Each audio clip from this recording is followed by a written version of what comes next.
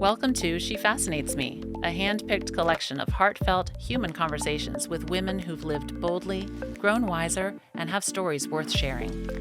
In a world flooded with AI content and perfectly polished personas, we're all craving something real, and you can't fake this. From big reinventions and quiet pivots to wisdom on wellness, leadership, and turning a passion into a business, each episode is honest, inspiring, and full of connection. Today's guest is someone whose life at first glance feels straight out of the glossy pages of a magazine, and in fact it was. In the 1980s and 90s, Nathalie Fuson was a successful model under the legendary Eileen Ford of the Ford Modeling Agency. But before the runways and photo shoots, her story was already extraordinary. She grew up as the daughter and later stepdaughter of diplomats, which meant she lived and traveled all over the world, shaping a global perspective most of us can only imagine. What makes her story so fascinating isn't just that she survived and thrived in the modeling world, but that she navigated it smartly, safely, and with a savvy sense of self. And now, with her daughters grown, she's channeled those vivid memories into a novel, weaving characters and storylines inspired by her own adventures. She continues to write, she paints, and she's truly a woman of many talents and ambitions. For me, this was such a nostalgic delight. She and I are close in age, and while I was daydreaming as a teen about what it might be like to be a model, flipping through the pages of 17 and Cosmopolitan, she was actually living that glamorous life. To sit down with her now and watch those commercials and flip through those incredible photos and hear her stories firsthand, such a treat. And today, you get to enjoy them too. Hello there, and welcome to She Fascinates Me. I'm your host, Julie Silber, and today I'm with my sweet friend, Nathalie Fuson. Hello, Nathalie. Hi, Julie. How are you? Good. It's so nice to see you. You're down in Florida now, empty nesting. Yes, we love it here. We're having so much fun. I bet. Gets you close to the water. I know you love it so much. I do. Yeah. Well, I'm super excited to introduce you and to help people understand your fabulous story.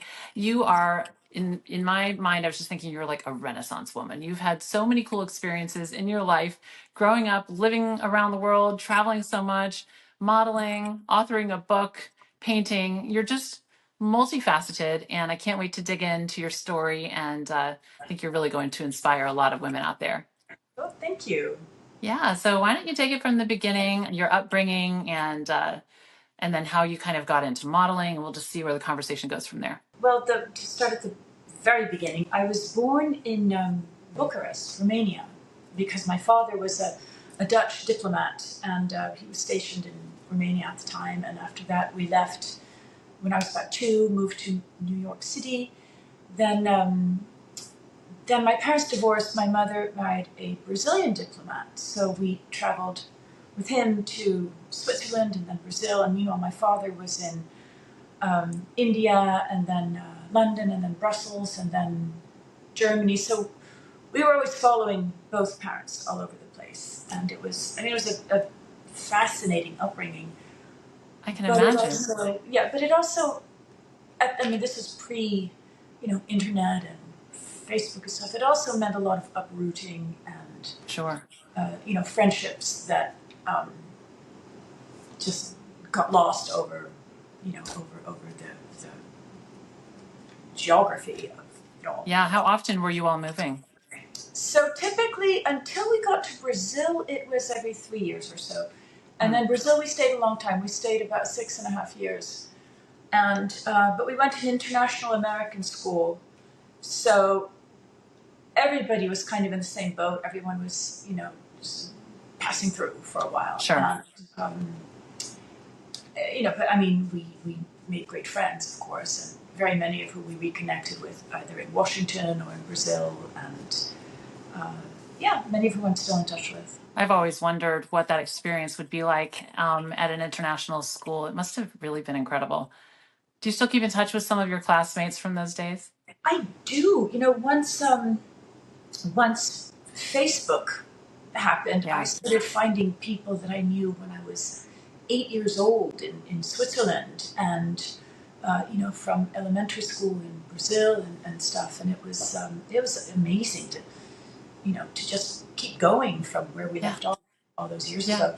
And I think the biggest one of the best things that you get out of that much travel is you pick up a lot of languages.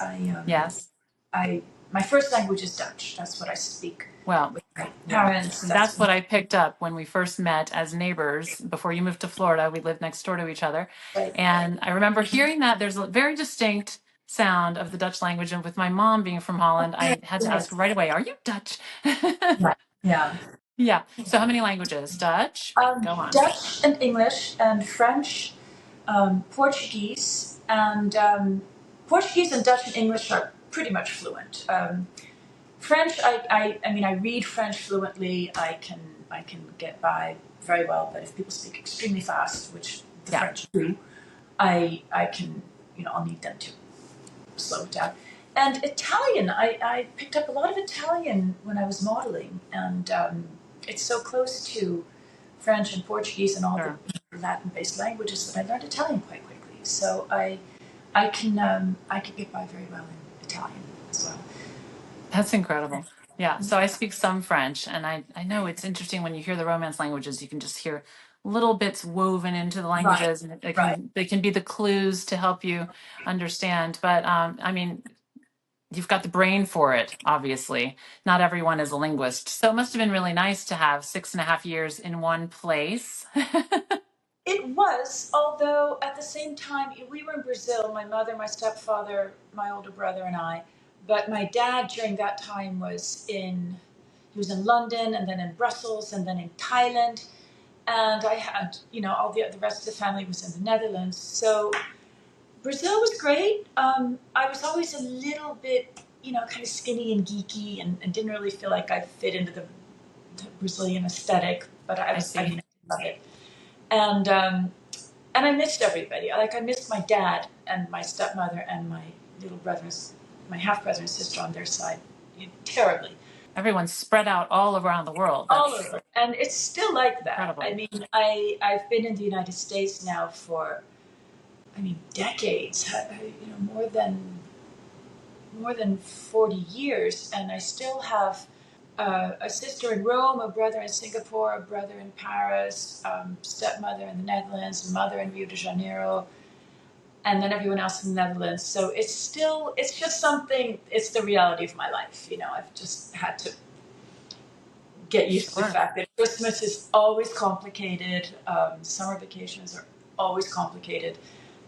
There's going to be a lot of international travel, and but that's exciting too. I mean, we go to a lot of places where we stay with family, and that's places that we wouldn't otherwise go. Right. I'm laughing to myself about how well you were able to quickly rattle off where everybody is. My husband travels a lot for work. I have no idea where he is right now. Didn't even tell you. So, okay. So then after Brazil, where did you land?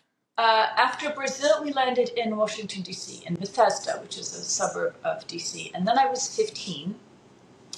And then that was really the last major move of my childhood, because after that, my parents were there for, I guess, 3 or 4 years. But after that, I started college, so I didn't move with them anymore. Right. So by then I'd made the United States. I decided that was going to be my home, and I graduated high school in Bethesda, and I knew already then that I wanted to end up in New York, because when I was nearly 16, I think it was the spring break. My birthday's in April. The spring break of my 16th birthday was when I first went to New York to try modeling. Okay. Okay. Did you just decide you wanted to try modeling, or was there some kind of door that opened for you?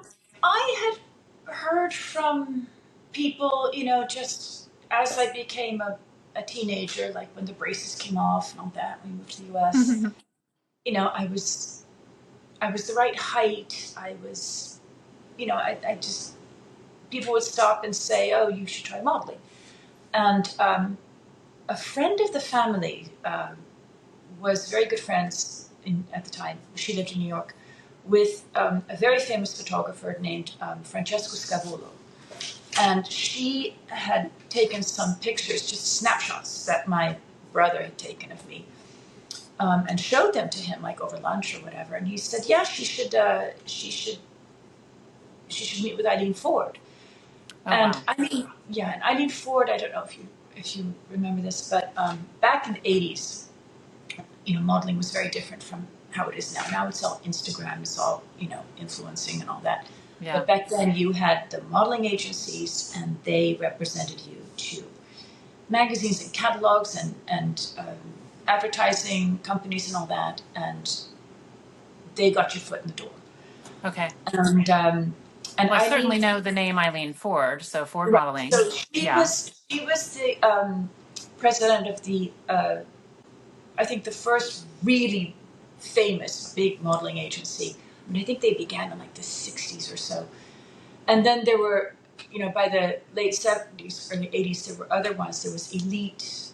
There was, I think, there were some other ones. There was Click. There was Wilhelmina. There were several other names. But I remember I was at school. My mom got a phone call from a woman who goes, this is Eileen Ford, and I'd like to invite your daughter to come to New York, and and we'd like to try to represent her, see what happens. Well, that must have been quite an exciting phone call to get. Were you home when your mom got that call? No, I got home from school and my mom told me, and then my mother was going to New York anyway, because she has a million friends in New York, and she just any excuse to go to New York. And she met with Eileen and Jerry, Eileen's husband, and I think it was my mother and my stepfather. They went to 21, the restaurant, Okay. and basically just mapped out my future together. Oh, wow. They So it was a business meeting. it was Yeah. a business meeting. It was a Mm-hmm. business meeting. So a few weeks after that, I went to New York. I stayed with Eileen. I was terribly intimidated because uh, she's a big personality. I mean, she's no longer living, but she was a not very tall woman, but just an extremely strong presence. Loud voice, Yeah. outspoken, and I already knew that about her. I'd read articles about her. I'd seen interviews with her, and she was lovely. I mean, she was very strict about how everything in the house works, but she was great. Yeah, as long as you Two dogs. understood her and kind of Yeah, yeah. knew what her Um, expectations were. Yeah. Right. Yeah. So from day one, it was just a series of photo shoots to build the portfolio. And then, because it was only a spring break, I went back to school. And then the following summer, which was shortly after that, I Mm-hmm. spent the entire summer in New York living with Eileen Ford. And it was a full Exciting. house. We had, a lot of young models. I mean, the house itself, the best way to describe it was like a doll's house. Like each room, there were, several beds with like matching, that very 80s Laura Ashley type Oh, yes. decor. And, dinner was we were all seated together. She was very like on everybody's table manners, and the food was all, So super there was etiquette kind of profile. woven into the Yes, dinners that she was, exactly. okay. It was almost like she was running a finishing school, which was interesting because at the same time, the other agencies, like Elite especially, were a lot more about. Right away, they wanted the girls to be doing lingerie and the editorial kind of more sophisticated. I don't want to say more sophisticated, but Kind of provocative. Is that what you mean? Or, yes, yeah. yes. Which Eileen's agency had no problem with, but they didn't push the young girls into doing that. Yeah. And I got the feeling that as a lot of the other agencies, they wanted to get that ball rolling really fast. How And young not. were some of these girls? You were 16 at the I time, right? was I was 16. I remember one of my roommates was 15. Um, I think there was a 14-year-old in the group. Um, but that's why Eileen's agency was well known for being very protective. Okay. And she had a reputation for that. She had a reputation for not letting, not wanting to work with people who had a bad reputation. Okay. And Thank goodness for that. yeah. Now, at the same time, if you were an older girl, and by older I mean 18, and you go to Paris, Ancient. yeah, and you're you're getting caught up in reckless business. She had a bit of an attitude that don't be stupid. If you're going to be that age and that you can leave home and do this, then you need to be able to look after yourself. Mm-hmm. But for the very young girls, I think she was extremely protective, and it was a really great experience. So right away I was getting jobs with catalogs.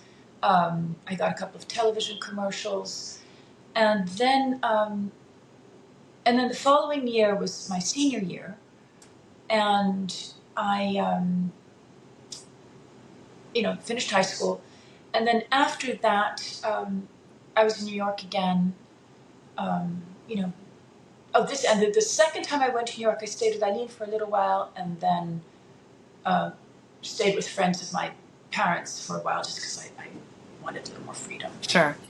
Found another place to stay. So Um, the first summer was spent in New York, and then the second yes, summer was also New York? also in New York. Yeah. Yes, and Okay. then I started college. So because I had arrived in the United States I'd arrived in my junior year of high school.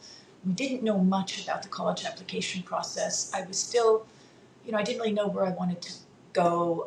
My grades were okay, but they weren't, stellar. Yeah. I did 1 year at a college in Baltimore called Goucher College, which was very small. It was a women's school at the time, and then transferred to NYU. But before I went to NYU, I did finished a year at Goucher, then did a semester, like what would have been the fall semester. I was in New York and I was staying with Eileen. Then, then from February until August or September of the following year, I was in Paris, and by now I was 18 or 19. And that was an extremely exciting experience Oh, I because bet. I was 18 when I arrived. I had a wonderful roommate. She was from New Zealand. Her name was Sarah, and Mm-hmm. we had just a really cute apartment on the Rue de Rivoli in Paris. And we were pretty savvy for 18, 19 years old.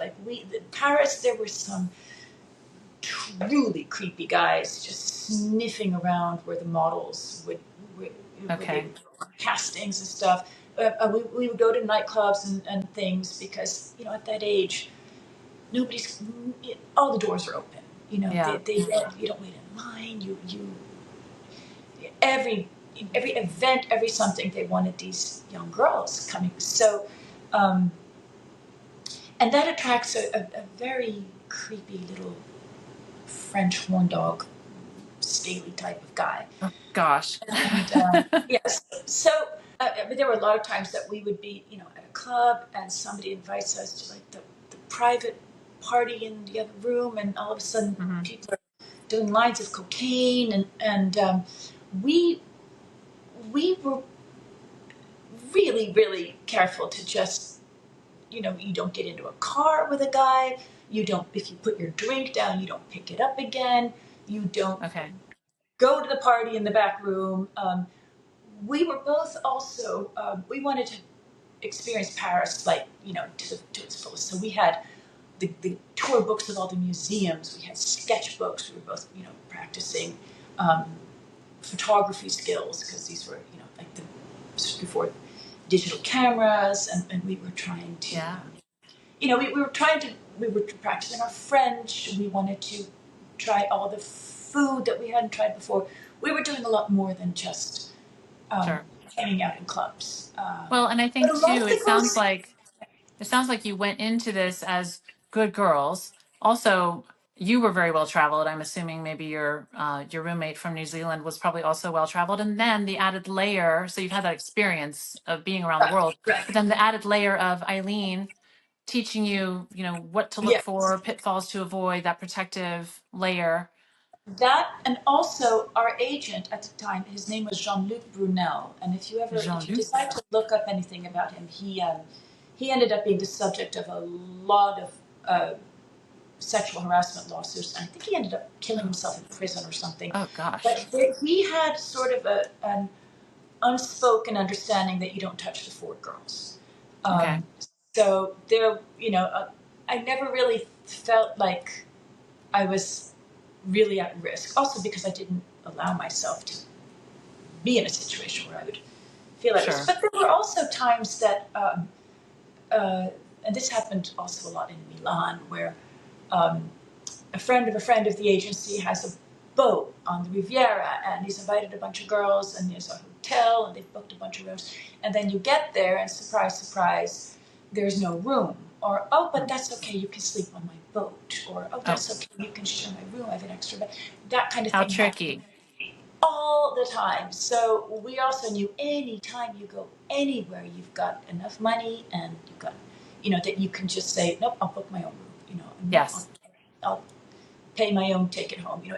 It's so easy to become vulnerable if you're not careful. Well, Um, and also, I have a question for you. Were there, I would imagine there might have been some girls who had a different path to get to the modeling career that you were enjoying. Maybe there was some desperation and then you become a little less scrupulous yeah, about how you handle yourself. It sounds like you had a really good, safe, clear path that was laid for you.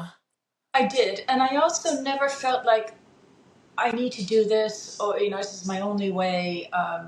Yeah. To make a living. I mean, I always had this sense that, well, I'm going right back to college after the summer, Yeah. and if I decide I hate this business, I walk away. And I think some girls thought it was their only, really their only option. Um, Yeah. Well, I love that you didn't have all your eggs in one basket and it yeah, was a given that you were going to be going to college. Yeah. right, right. Yeah. I had one friend who she arrived from, I can't remember where she came from. I think it was Australia, and she was picked up by either a driver or by Jean-Luc himself. Ended up at his apartment, and he offered her a cup of tea, and she woke up naked in his bed. Oh, And this was not an unusual story. There was gosh. also this guy Gerard Marie who was with Elite at the time, and he was the subject of also a lot of sexual harassment lawsuits. So it was all around the same time. Yeah. Um, and I remember just feeling like, one wrong step and I walk away. It, so meanwhile, I was Yeah. getting enough work that I could live in Paris. I could have a lot of fun. And then, so the end of that summer, so from like February till the end of that summer, we're now in 1987. Okay.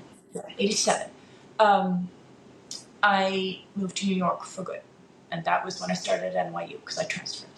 Um, and that was, that was just the most exciting time for me because I wasn't living with Eileen anymore. I was living in a dorm at NYU, and then I got my own place, and I was juggling being a college student at NYU and modeling. So Okay. that meant that I had to book out for certain days of the week. Like Tuesdays and Thursdays I take class, and Monday, Wednesday, Fridays, or vice versa, I'm Yeah. available to work.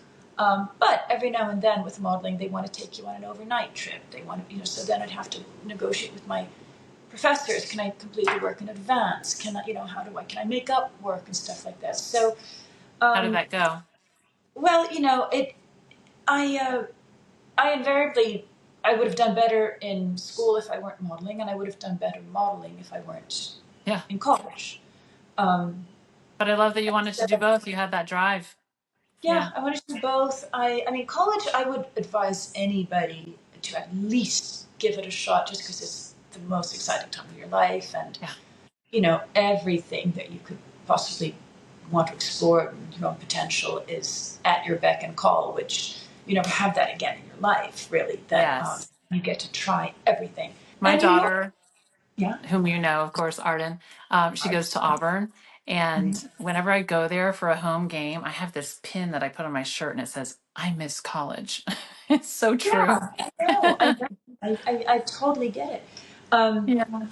while I was in New York, I mean, because my whole family was not only not in New York, but not anywhere in the United States, I had a tendency to just really latch on to whoever I was dating at the time and make his whole family mine and his whole friend group mine. Hmm. It was almost like a surrogate family, which is so, I mean, now in retrospect, seems so stupid because I'm so not, like, I would so not advise girls to do that.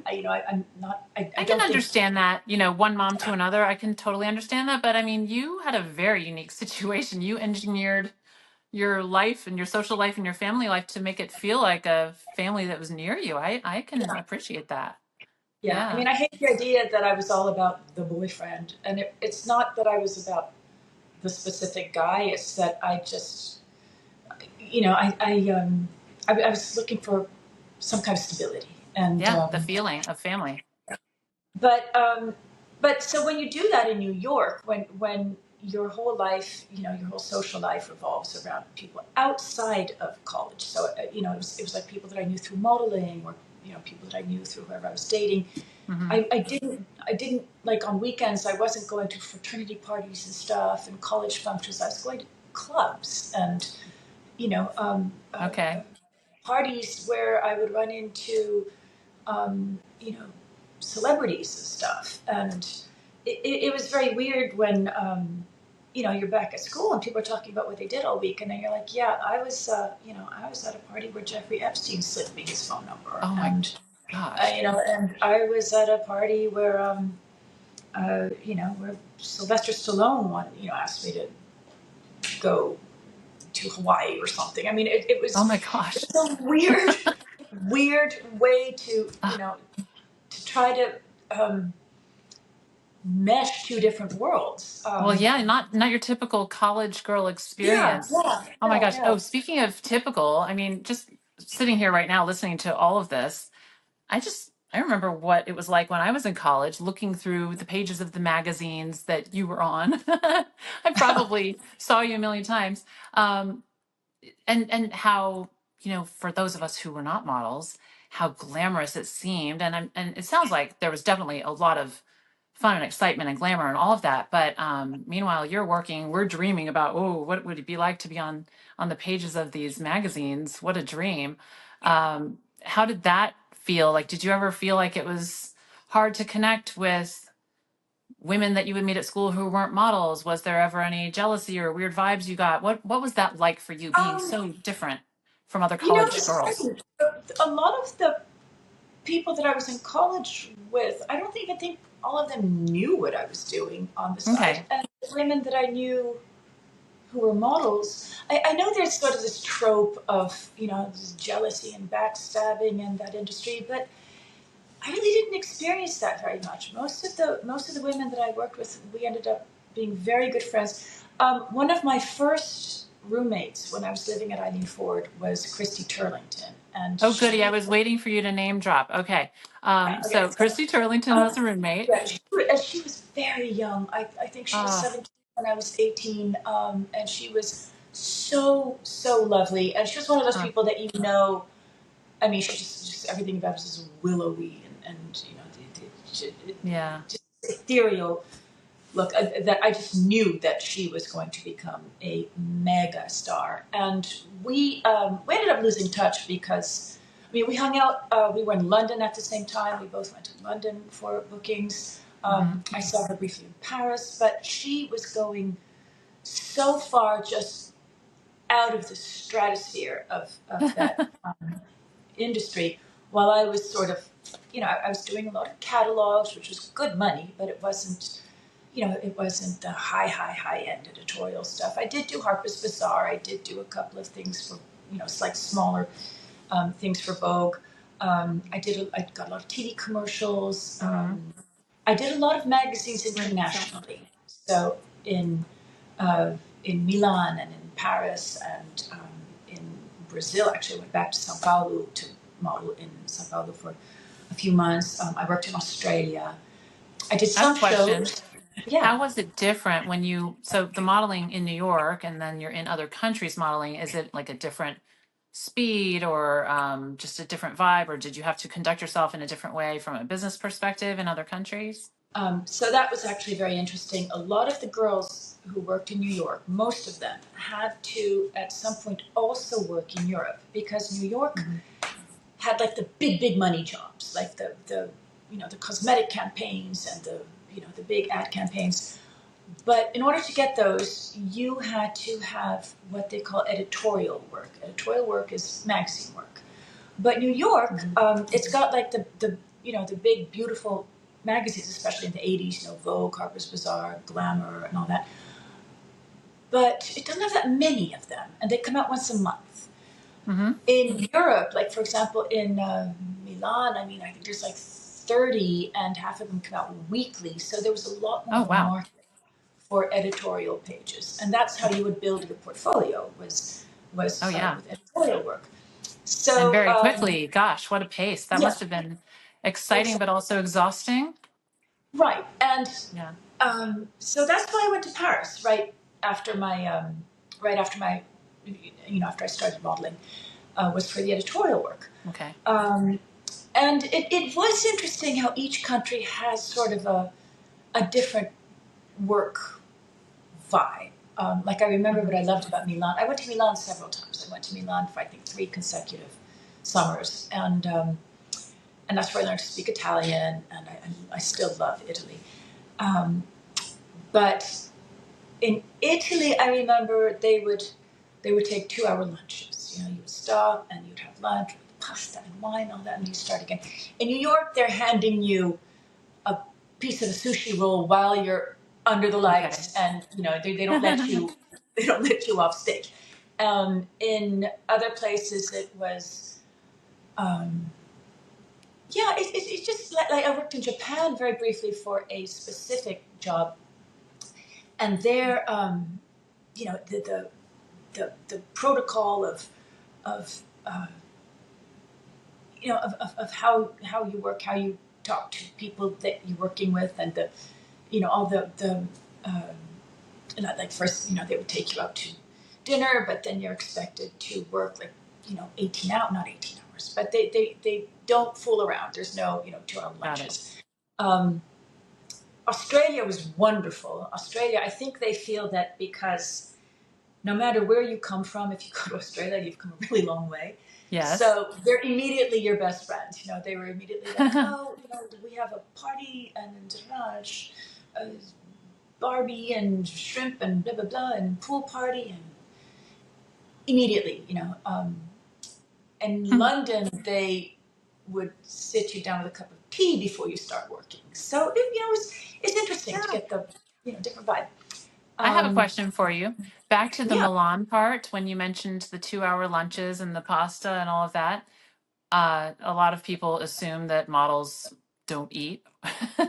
What was that whole experience around food like for you as an actual model in the 80s and 90s? Um, I did see a lot of people who had weird relationships with food. Mm-hmm.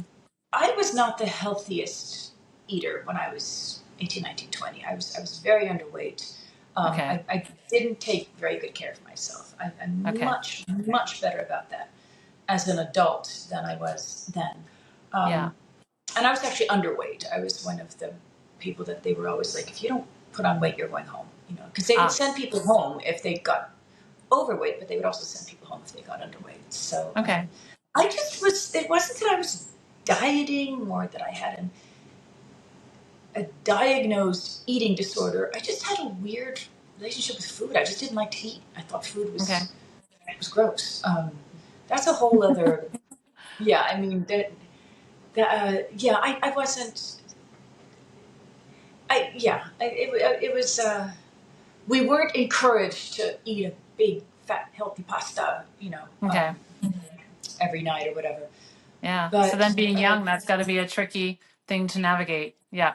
yeah, All right. Well, and um, I'm sure you saw some stuff out there with some of the I did girls see some. maybe. Yeah, I did see some girls doing extremely stupid stuff to, Huh. just their weight So under control. what was Um, it like relationship wise with the girls when you were living together or just when you were working together? You mentioned that, there have been these preconceived ideas that there's all kinds of drama behind the scenes, but Did you all have each other's backs for the most part? What did it feel like? For Did it the feel kind of most like a part, club? yes. I had some very good friends that a lot of the times, like a lot of the catalogs that I worked for, they liked booking the same girls repeatedly, and they would take us on trips. So we would go either to the Hamptons or to Mexico or to the Caribbean, and you'd see friends, you'd see people that you've worked with before, and it's like, and then Yeah. you'd work together during the day, and then the evening you go out and you have cocktails, and then you do it all again the next day. So there were several of whom I'm still friends with. Um, I did have. I mean, I know I said I've had some weird experience meeting, just creepy guys and stuff. But there were a couple of weird roommate situations. Oh yeah. There's one story that I'll tell you. So I had a really weird roommate situation in Miami. So this was during, I think, a winter break, because everything that you shoot comes out 3 months later when Oh. print work, like what they're filming and shooting in the beginning of summer comes out in the fall issues and so on. So Okay. in the winter months, they would shoot in Miami because it was warm enough to do the spring and summer fashions. So I did a lot of trips to Miami from New York in winter. And there was one period where I was staying in Miami for like a good like 3 weeks or so, because winter breaks in college are almost a month. And so I had a roommate. Her name was Shannon, and Shannon and I were both with the Ford agency. I'd worked with Shannon before. I knew Shannon, and she had rented an apartment, and we had an empty room, and she said, I'm going to bring in another girl. I met her. Her name's Jennifer Harrison, I think was the last name. And are you cool with that? And I was like, yes, of course. It's a friend of yours. And I met Jennifer, lovely girl. We had an absolute blast. And Jennifer had, this was back when, before we had smartphones, before internet, like when you had a credit card, they would like run it through a little paper thing. Yeah. And then you were very careful to keep those receipts because it had all the numbers on it and everything. Yeah. And If Jennifer anyone was listening right now is in your 20s, that's an antique that she's talking about. Okay, go ahead. But so we would, I remember this girl was extremely generous because we would go to like restaurants and spa treatments and all that, and she would pay for it all, and we would give her cash. She was driving around in this little red convertible. She had just bought this nice blue bicycle that she let us borrow and all that, so she was a great roommate.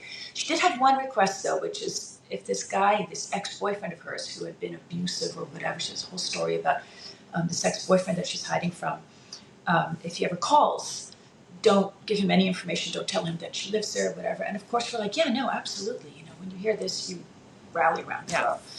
So one time I was in the apartment alone, and phone rings, and I pick it up, and it's this guy. He says his name's David, and he's trying to reach Jennifer. And I said something like, don't call here again, And he goes, wait. He's like, give me 1 second. He's like, I'm so worried. I'm calling from Hong Kong. I'm working in Hong Kong. I'm terrified that something's happened to her because we were together in Miami, and I left about a month ago, and she was supposed to return the car that I'd rented. It was a red convertible. Oh my And gosh. I just got my credit card statement, and I'm still being charged for this car. And I'm seeing all sorts of other things like spas and restaurants, and something about a bicycle shop. And I was like, Oh my gosh. and I see the bike, and I'm thinking, oh my God. Wow. So I said, all right, call back in half an hour. Because he was in Hong Kong. I'm not going to call Hong Kong yet. I said, call back in half an hour. Let me do a little research. So I called Jennifer's agency because she was with Click or whatever. She was a different agency. And I said, this is Jennifer Harrison's roommate, and can you please contact her at whatever booking or casting that she's at today and tell her to call me. This is an emergency. And the woman on the phone goes, we don't have a Jennifer Harrison at this agency. Oh. So, yeah, so now it's like, all right, I called Shannon, who was she was at our agency talking to her booker about something. I was like, you need to come right now. She comes, brings her boyfriend, so we have like muscle. Yes. And she's like, don't worry about it. I'm on it. This woman's gone. I'm going to get rid of her. Anyway, so that Jennifer picked up her packed up her bags and left. Okay. But we were Wow. She was living a with an total scammer. actual con artist felon for the better part of a month and had no idea. I've also had a roommate who was a raging kleptomaniac. Like we had to just hide everything. And Oh my finally, gosh. one of my roommates went to the agency and was like, please, please, please put her somewhere else. I'm Yeah. using too much makeup and designer clothes. And now we'll take a moment for the giving intermission. Don't fast forward, your karma is watching. The ocean gives us so much, from the air we breathe to the food we eat to the beauty we enjoy when we stand at the shore. But it's also under incredible stress from plastic pollution, climate change, and overfishing. For more than 50 years, Ocean Conservancy has been working to protect our seas and everything that calls them home. They lead the world's largest coastal cleanup effort, they fight to safeguard endangered marine life, and they champion solutions to keep our oceans healthy for generations to come. You can be a part of the solution too. Cut down on single-use plastics, take part in a cleanup, or make a gift at oceanconservancy.org. Because when the ocean thrives, so does everything and everyone connected to it. So yeah, I have so many stories of traveling with people that were both fascinating and quirky and interesting, as well as some that were just a little off the rails for whatever reason. Because it attracts a very it's a business that attracts both very very like creative, artistic people, as well as kind of a wild, people who are up for pushing boundaries in fashion and art, and also who aren't who are explorers and travelers and you know so and yeah, the kind of work I did was it internationally did several magazines. In the United States, I did a lot of TV commercials. I did TV for commercials for like hair products. I remember like the Conair cordless curling iron. Okay. The hair color stuff, the Germac shampoo. What else did I do? Gosh, you were everywhere. I remember all these names. Yes, a lot of different stuff. I did the Bailey's, the Bailey's Irish cream ad with which was on like the side of buses and stuff. We're going to be showing all this through the episode. I mean, it's just stunning. I can't believe, Natalie, at this point of our recording, we're like 50 minutes in so far, and this is going to be my first time saying this. Can I just tell you, you're gorgeous. So beautiful. So are you. It's really, no, it's so special to see your work. What an incredible portfolio. Anyway, I just realized I hadn't said that until now. Sorry. Well, thank you. So are you. You're just as beautiful. So lots and lots of different campaigns. So a lot of products, and there's fashion, and so beauty. What other categories? Beauty, perfume. I did, the taboo. I did, that was like a 2-page ad. That was also like a billboard thing. Gosh, you were on billboards too? Yeah. I did a lot of bridal work. People loved putting me in a bridal dress because when I was, I guess I had like when I was in my 20s, I had that, that demure thing that they loved, and and a lot of the catalogs that didn't really go into my portfolio because catalog work you end up with like the little pictures that don't really go in a portfolio, but it's very good money. So there was something called Avon Fashions that I did a lot of work for. Tweeds, I think they're out of business. I remember Tweeds. Remember Tweeds? Yeah. I used to do Tweeds. Gosh, I think I can remember you on the pages of Tweeds. Now that you say that, oh my gosh, this is really cool. Isn't that weird? I should see if they're online or something. A lot of those things are online.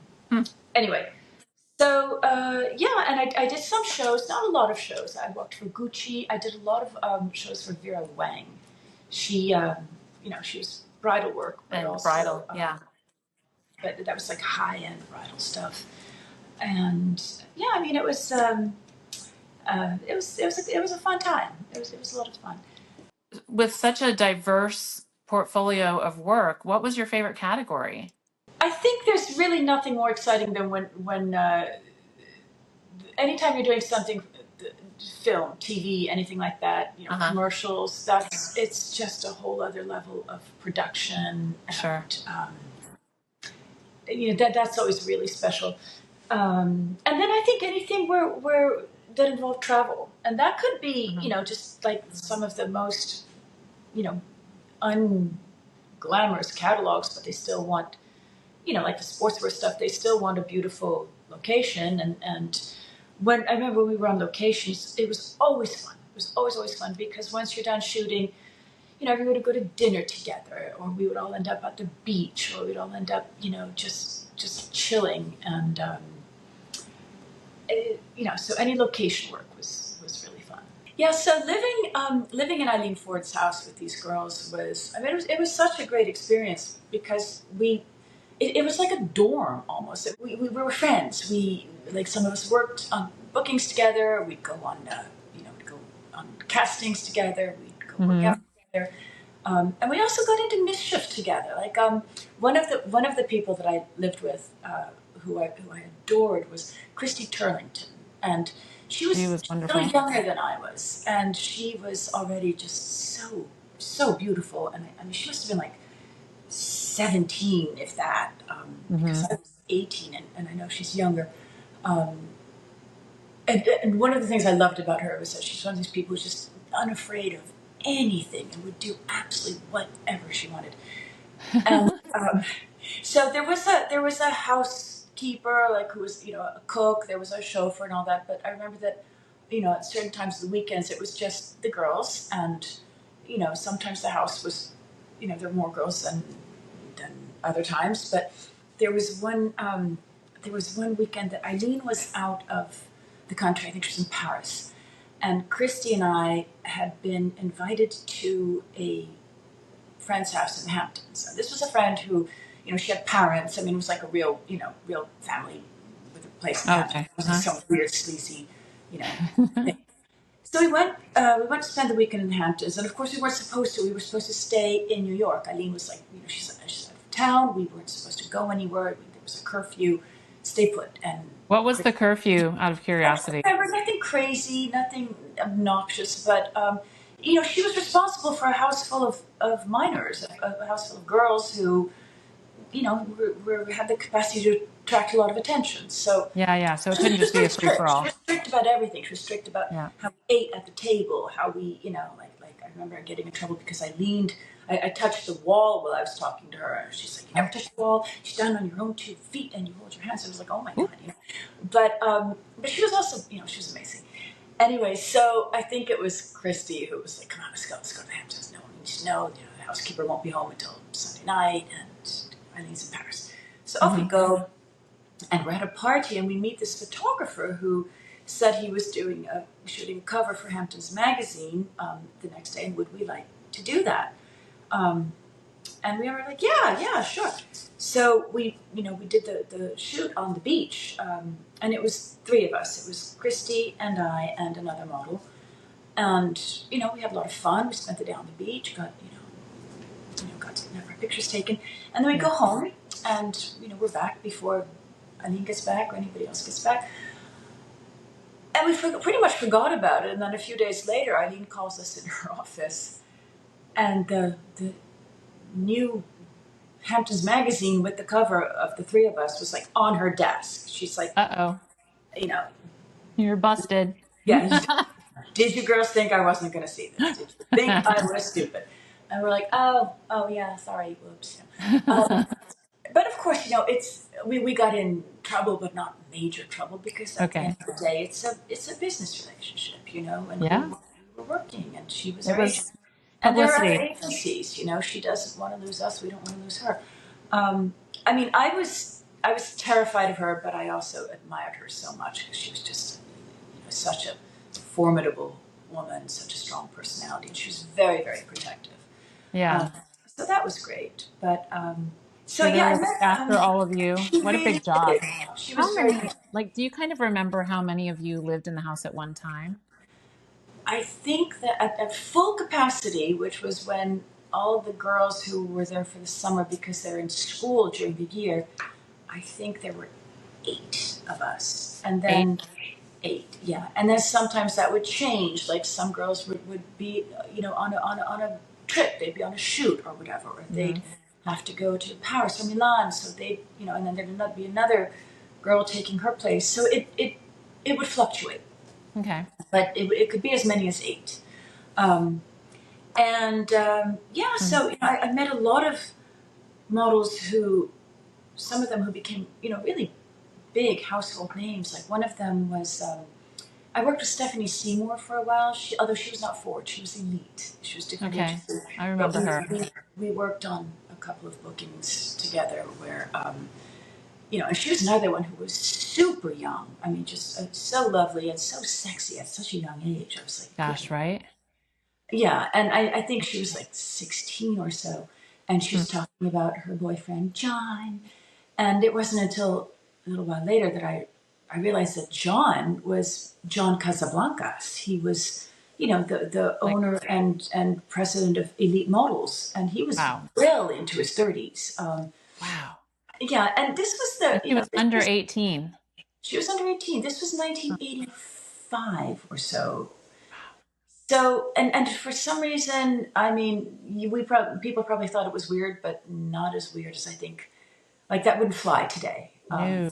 Back then, it was all kind of weird. Yeah, but she was lovely. And I remember another name that you mentioned to me. We were talking in the driveway one day when we were living next door to each other. I mentioned Real Housewives of Atlanta or something, but you mentioned that you knew Garcelle and from Garcelle Beverly Hills, and Kelly from New York, right? Kelly, that's right. Kelly, at that time, when I knew her, she was still Kelly Killoran, and then she became Kelly Ben Simon because she married Gilles Ben Simon, the photographer. But yeah, Garcelle and I were very good friends for a while because when we both started modeling, we one of our first bookings for both of us was a catalog called Avon Fashions, and it wasn't like a high end catalog, but it was they treated the models really well, and they took us on like a 3-week booking to the Hamptons. So we spent 3 weeks in the Hamptons, where it was fun work because you're shooting on the beach, you're shooting in the cute parts of town, and you're shooting early in the morning because that's when the light is low. You don't work at all in the afternoon because the sun is too high, so it casts shadows. So then you shoot again in the afternoon. You had a lot of downtime, and it was great. It was they were a close knit group. And then when I went back to school, because I think at that point I was still in high school, and I'd go to New York for like direct bookings. Typically, I would stay with Eileen, but I also remember staying with Garcelle in her place because we became really good friends. And then because I went on to college, and a lot of people in that industry don't. I grew apart from a lot of these girls, and this was before social media and smartphones and stuff. Yeah. So the things that keep us so connected. Yeah. Yeah. So I went to college and I went to NYU, and Garcelle went to Los Angeles, and she was doing films and TV series and stuff. But yeah, so the thing about modeling is it's an industry where either you leave the business or the business leaves you. And I always knew that I was going to go to college and I was going to do different things. So I gradually transitioned out. In college, I was still working modeling part time because it's a business where if you're working 2 or 3 days a week, you're doing very well. You can do that and go to college. But then as you build up a resume, like a professional resume that can translate into the real world, I had to start taking the idea of working outside of modeling more seriously. So I was doing I started doing different jobs and eventually left modeling behind. And was that at all a sad transition for you, or did you just feel like Really? After NYU, I got a master's at Columbia University in cultural anthropology, and I knew I wanted to do something with like a global impact. and I hadn't planned on leaving New York, but then I met Brad, who became my husband. I met him through a friend of his in New York was dating a friend of mine, and he was visiting his friend, and they essentially match made us. And we did the long distance thing for about a year, and eventually someone had to move. One of us had to move, and New York had been absolutely wonderful through my 20s. Yeah. But I knew I wanted children. I always knew I wanted children, and I didn't want to have small children in New York City. Yeah. Well, Atlanta is such a wonderful place to Atlanta was so great, kids. So we got engaged. I moved to Atlanta. We got married, and I started working at CARE, which is International Relief and Development. Yeah. And I was working as a grant writer and donor relations. Uh-huh. And traveled some with them, but for the most part, I was in Atlanta now, and loved it. But then started having children, and by the time I had two children, if you have two kids and you're working in a nonprofit, then you're not making enough money to justify a nanny or daycare, whatever. So became a full-time mom, and as you know, that's a whole other world. Sure. And But it's one of the many lives you've had. I mean, growing up a diplomat's daughter, and then having all the excitement of the modeling, and then the huge, ambitious college education that you had, and then working for CARE, and then being a mom. I mean, there are just so many. This is why you fascinate me. There are just so many really cool elements that you have in your life story. Yeah. So you were a stay-at-home mom for how long? I stayed home, pretty much most of while they were going through, school and high school. Yeah. I was not officially working outside of home. I mean, I was doing a lot of, fundraising for different organizations. I was doing a lot of volunteer work for, I volunteered a lot with refugees through the IRC and through a group called the Refugee Children's Project in Atlanta, and then through the St. Andrew's Church had a refugee relocation program. So I would help with women who were learning English and learning how to navigate things like how to write a check or fill out an insurance form, that kind of thing. A lot of them spoke French because they were refugees from Francophone African countries or from Vietnam. And my French is pretty good. My Portuguese is fluent. So I was working with women from Mozambique, and it was very interesting. But I also, having the time now to be at home while my kids were in school, I got back into painting. I had been painting a lot in high school and some in college, and I'd stopped that for years.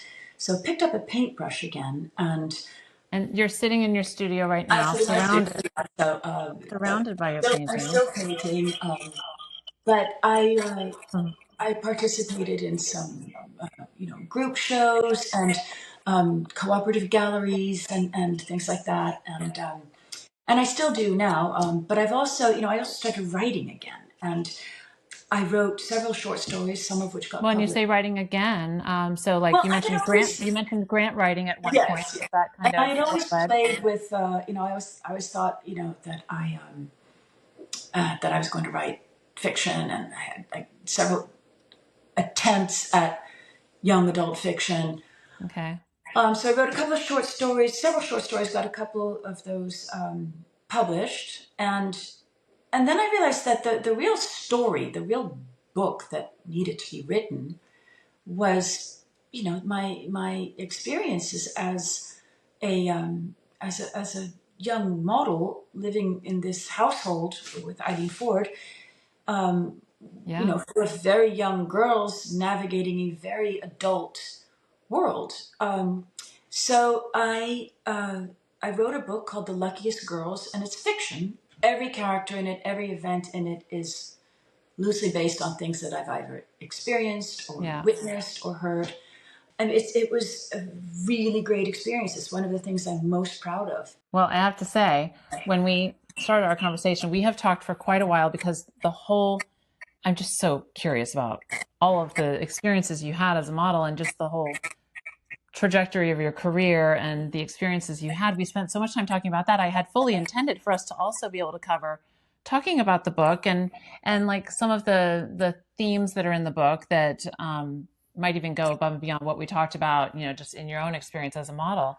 And I also wanted to weave into our conversation what it takes to write a book and get a book published. But I think we need to save it for an episode 2. Would you be willing to come back to do a part 2? Yes, of course, I'd love to. So let's do that, because there's just so much to be told about, the decision process. Am I going to write a memoir, or is it going to be fiction? I know that you self-published, but I want to know if you had tried any other avenues before self-publishing. So I just think there's so much you can share with people who are in our audience. So let's just get that on the calendar, and we'll see you in season 2. Great. This was wonderful getting to talk to you, and just, I knew just from being your friend and neighbor for all those years, I knew a little bit of your story, but this was really fun just digging in, and you were just so open, and you have such a great way of storytelling. I really enjoyed the ride. Thank you, Julie. No, it was really fun. It's a really, really enjoyable process. I enjoyed. Oh, good. Well, I'm glad you enjoyed it. We're seeing Remy again. Yeah. Okay. Well, I'll be in touch. We will get episode 2 scheduled. And thank you so much for being with us today and for just kind of bringing all of us back to those pages of glancing through the fashion magazines and probably running across plenty of your ads and photo spreads. Well, thank you. Thank you so much. All right. We'll see you later. Okay. All right. Bye. Bye.